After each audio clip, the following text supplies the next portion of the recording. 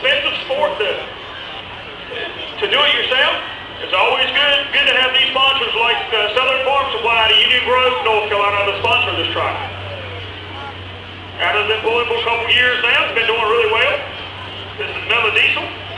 This will be the last diesel in the class. Then we'll have 2 alcohol burners.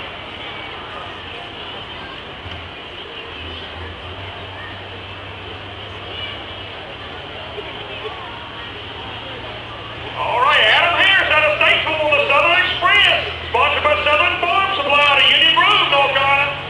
You see that diesel smoke again?